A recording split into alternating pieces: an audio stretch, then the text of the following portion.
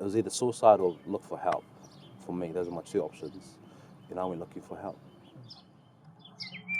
You're watching Tough Talk, a series where we explore men's stories of facing challenges and finding the upward spiral. Today, I'm joined by Matt and Sarah Brown, and they're going to be talking about Matt's story of tough beginnings, but eventually becoming a highly acclaimed hair artist, barber, and educator. Good to Matt, good to Sarah. You know that? Welcome to Tough Talk.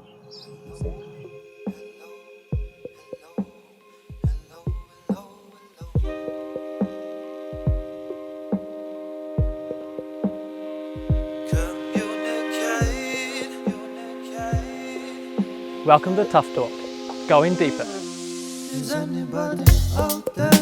Together, we're exploring what's going on behind the high rates of male suicide and violence in New Zealand.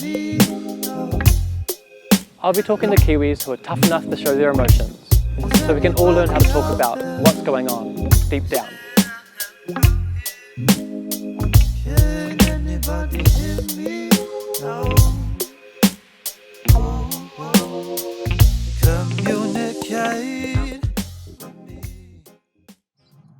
So how about we start things by hearing about Matt's story, and just feel free to jump in at any time.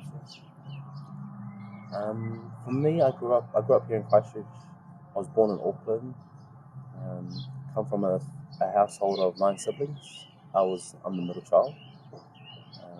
My parents came from Samoa, making us second generation Samoans here. It was hard growing up. We didn't have much. Mum and dad came here for a better life. They worked, minimum wage jobs their entire lives. My dad was a heavy, because the language barrier was hard. It was hard for him to find friends, especially in the South Island. He dived heavily into alcohol. And so, me growing up in, my identity of what a man was alcohol, abuse in many forms. Domestic violence was massive in my house. My earliest memory of domestic violence was one Christmas. I was 3 years old, and I remember I was just playing under the Christmas tree, and I remember my mum and dad arguing, and then all of a sudden I seen the Christmas tree just levitate and fly and hit my mum. I remember clearly my brothers jumping on top of my mum, trying to protect her from our father. We grew up. That was our normal day. When we watched the movie Once We Warriors growing up, we sat there as brothers and just laughed throughout the whole movie because we compared Beth to our mum, compared her hidings to what our mother got, and we're like, that was nothing. What I see now is you're someone that's doing something that they're passionate about and is quite fulfilled. So I'd love to know how you got from that point to where you are now. It wasn't until I started diving into my pain and talking to counsellors and mentors about my childhood, I then realised, so many of my friends are walking around with similar stories, similar pain. And wouldn't it be awesome if we had a place where we could just go and talk? And that's when we came up with, I decided to be a barber because I wanted to help out my neighbourhood. I wanted to help out my hood. I wanted to create an environment where men could just come and talk, relax, share whatever they wanted to share and not be judged. Especially all be laughed at, for talking about how they're feeling. So I got into barbering. I started from home. I started from home in the shed with what I had, which wasn't much. Went to the warehouse, bought my first clippers, good old Remingtons, and started cutting my mates' hair. And I was a joiner then. I was doing that full time. And then I messaged Sarah, who was my best friend then, and I said, I want to get into barbering. And without me knowing, she talked to her father, who ran a school up in Auckland and owned a few barber shops. And he said if I was serious, move up to Auckland and study under one of his barbers. And so I dropped everything and moved up to Auckland for a few months, and just became an apprentice to a fourth generation barber, Turkish barber. And I just sweep the floor. Yeah. That's where it starts sometimes. Just sweeping the floor and a cheap pair of clippers. Yeah. Humble beginnings. Nothing wrong with humble beginnings. Oh, yeah. Part of every good story. And it sounds like, yes, Sarah, you were there right from the beginning as well. Sort of, actually prompting Matt to follow his passion. Yeah. I just always saw in Matt, I guess, not just talents, but genuine care and concern of people. And he was just always very open with his story and where he'd come from and who he was. And I just thought there's just something about that. And I guess I, as his friend at the time, wanted to invest in that because, I've travelled a lot and done a lot of different jobs. And I think it's actually really hard to find people that are willing to be vulnerable with their own pain and their story. So I guess I wanted to kind of help him because I knew that in helping him, it would help a lot of people. And that's it, because I find I've worked as a psychologist and it's a bit stigmatized. Like people don't want to, they feel it feels quite negative to come see a psychologist. But it's just, to me, I think the solution's actually out there in our communities. And, something like a barbershop just seems such a perfect environment to talk. Yeah, I definitely think it's a great place because there isn't many places that men are able to come and just talk and sit there and have another man just touch them. I mean, my dad always said to Matt, you're given kind of a sacred role as someone's barber because they're trusting you into their space, and men don't meet many people in their space. So you got to think, who else goes there? A doctor, a dentist, and then there's a barber. I know so many men that sit in my chair that wouldn't even go and visit a doctor. It's one of the few professions. It's one of the few professions that touches, has access to men's personal space. And so many men struggle to even go do that. But getting their haircut, every man needs a haircut, and so they'll go visit the barbershop. You're someone who's, like Sarah described, as quite a caring person, and I'm interested in that too. Like, how did you find you moved from? You talked about your childhood and maybe that kind of way of being wasn't modeled to you, but now you're someone who obviously feels and is able to be vulnerable. How did you get there? I got to that place of being vulnerable by addressing a lot of my issues, a lot of my insecurities. I mean, when I realized them and seen them, I went and seek for help. I actually got help because I was in a bad place. I used to sleep on train tracks, hoping a train would, for anyone who's tried to commit suicide, it's hard. So when people actually succeed in doing it, you have to realize, man, they must have been in a really dark place, lonely place. And you hear all the time people think it's selfish. It's like, no, people are just hurting. We're hurting. And that's what I was. I was hurting. And so I went and seek for help. Surrounded myself with people that have overcome similar situations and backgrounds, and just talked about it. Even though it was uncomfortable and hard, I talked about it. We've got to share the load, eh? Like, I think I've always thought women are the leaders in this space and take on a lot of men's issues, actually. Big time. And I think men need to step up and start taking it on too. And I imagine it would have been tough, Sarah, when Matt was in that dark place. It was easy.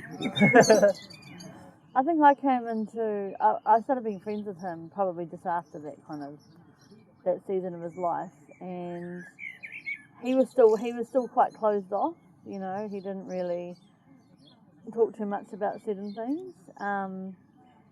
And I just really felt like sometimes people just want to be seen. Like some people just want to know that you see through all the other things, the things that we do, or, like you said, the facades, to who we really are, and that you're actually just okay. And I think if someone has one person that does that, I think it can really change them, because you just become free. Like, oh, if someone sees me, they know me, and I'm fine, I know that because I've had someone do that for me.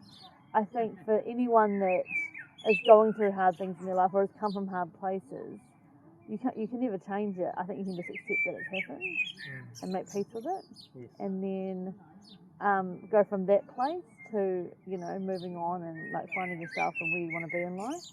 Yeah, I mean, humans aren't perfect, No. and I think it's so important to look at other people's backgrounds and why they made the decisions they made, because then you can take that more compassionate approach you're talking about with empathy and understand, and I think that helps. And I think the key to moving on from a hard place is accepting that it happened, making peace with it, and just forgiving the person, the situation. I think until you can do those things, I don't think you will move on, probably. Yeah. I think in our experience, eh? Yeah, I mean, that's a big truth that's helped me overcome a lot of things, is telling myself I'm no longer, the 10-year-old boy that was molested. I'm no longer the 5-year-old boy that was left home alone, for a week or, days. That's not who I am today. And then I think if you haven't healed that place in your life, because we all have like childhood hurts, I think people then project their problems onto other people. And everybody that you ever meet is just exactly like your dad. Everyone is your dad, and he's hurting you, and they're not. Like, I think a lot of people personalize a lot of things. And Matt lives by what's your mantra, babe? Seek to understand. Seek to understand rather than to be understood. And I always just think if we all did that, the world would be such a better place. If someone's being a dickhead or an arsehole to you, just before you take it personal, try and understand why, because none of us are born mean. All that stuff is learned. That's learned behaviour. I think during this work we've seen a lot of and met a lot of men who have come from a real fatherless generation. So whether or not their fathers were there, they've been absent or they've been abusive. And so a lot of men carry hurt from that. It seems like there's a change in the generations, and I'm wondering if you're seeing that. I mean, I know our father's generation were perhaps that more stoic, Kiwi bloke. Yeah. I think a lot of us still are affected by that, but I think there's a change coming or happening. Is that what you're experiencing in the barbershop? Yeah, I definitely believe there's a change coming. It's happening. But now I think because our generation, there was just such, our fathers were there, but if they were there, they weren't present. And so there's just that longing of their intimacy with, that relationship with another bloke, talking about real stuff, not just rugby or, what Derek is doing at work or how my wife is being annoying at home, man, my dad wasn't, he's never told me he's proud of me.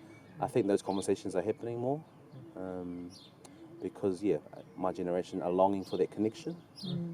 I think also in relationships, a lot of hurt happens. It's where, our biggest heartbreaks happen. We get let down the most. We get betrayed.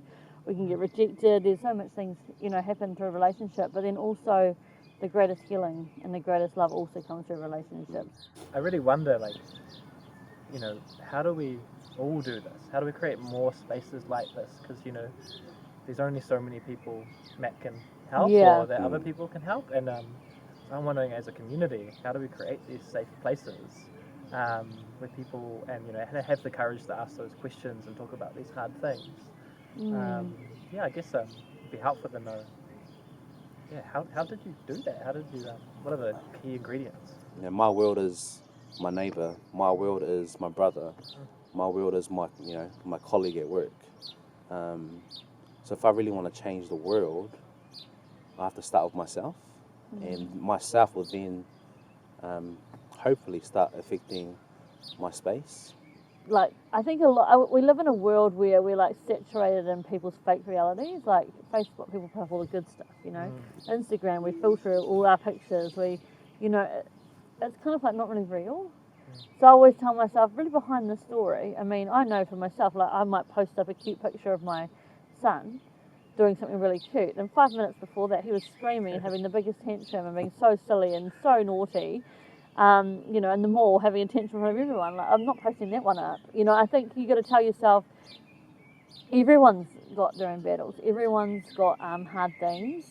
And actually, we just have to be open to sharing all of our life, like not just a good bit. And I think that's the key, is just opening up yourself and being okay with your story. And then people kind of go, oh, okay, well, that's, if he can, like, because I think for you as well, because he's a Samoan male, you know, it's kind of that demographic of we don't talk about that kind of stuff. You know, it's very hidden. We keep it under wraps. The Samoan Shame. cultures, yeah, very shame-based. You don't talk about that stuff. You just keep that private. He's like, nah, we're not doing that. And so I think that's kind of been key, just being real. Surprise, it's quite easy, but just being real. And so yeah, I've heard his story so many times. He shares it everywhere, and I think it does create something, you know. So I'm hearing that the key to creating a safe place for other people to then be able to seek that healing is actually just be vulnerable yourself, be honest in your own story. Yeah, And that's it. It's as easy. That's the only way I think it's going to connect all of us. Yes. Because some of us are into different things, we're into different foods, you know, whatever. But all of us long for connection. And I think the thing that connects us is being vulnerable. When I can share my hurts, or not even hurts, when I can share something that you don't know about me, and you can do the same, like, oh my gosh, we're both vulnerable, and you're not judging me, I'm not judging you. Like, we have connection. But you know, we live in a society where instant gratification is, you know, massive. You know, if as soon as someone feels pain, Facebook. Yes. As soon as someone feels pain, you know, alcohol, whatever. Why not, if you feel pain, talk about it? You know, talk about it to someone who will talk about their pain. And if you don't have anyone like that, then find people like that. I never had people like that, but I went looking for them. You know, it was either suicide or look for help. For me, those are my two options. And I went looking for help. This is the first episode of my second season, Nice. which I'm stoked about, and this has been awesome. And what I'm going to do is try and have a sort of a thread of questioning that runs through Tough Talk Season 2. So I'm asking each person I interview to ask a question of the next person. So the end of last season, I interviewed a guy called Mal Law. He ran 50 mountains in 50 days to raise $500,000 That man. for men's well-being, which has no doubt helped lots of people. And he asked something along the lines of, you know, life can be hard, and you know, you might get into a state again where you feel quite bleak, maybe you experience a loss, you know. Who would you turn to then, and why? And I'm just going to make it hard by saying not Sarah. Okay. I would reach out to my friends.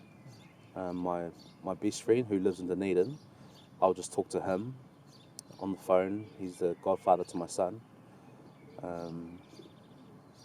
And it's not necessarily he has advice to give to me or anything amazing to say. I mean, he does sometimes, but most of the time he's just an awesome listener. And that's all I need, just someone just to listen to me. Because, you know, I can talk to the mountains and, you know, I'm going through this and that, but just to hear another person on the other side of the phone say, I hear you, bro, I'm with you, if you need me, I'm there. You know, that's all I need. So nice when someone just says, even if you're not ready to talk, I'm here for you. Yeah. You know, that's huge. Yeah. I think some people just need to know they've got someone. You're in this big, scary, sometimes lonely world. Like, they've just got someone that'll turn up if you need them to. Just a phone call away, a text away, you know? Yeah, it's just having those friends, if you're stuck in that pit, those friends who will jump in that pit, you know. No questions asked, I'm here, bro. And so, yeah, I'm glad I've got those. Yeah. Thank you two so much. Thank been, you. Very yeah, welcome. Thanks for having us. yeah, oh, it's a pleasure. Like, yeah, I've been loving what you both had to say. And yeah, just incredibly grateful. Thank you, Sammy, bro.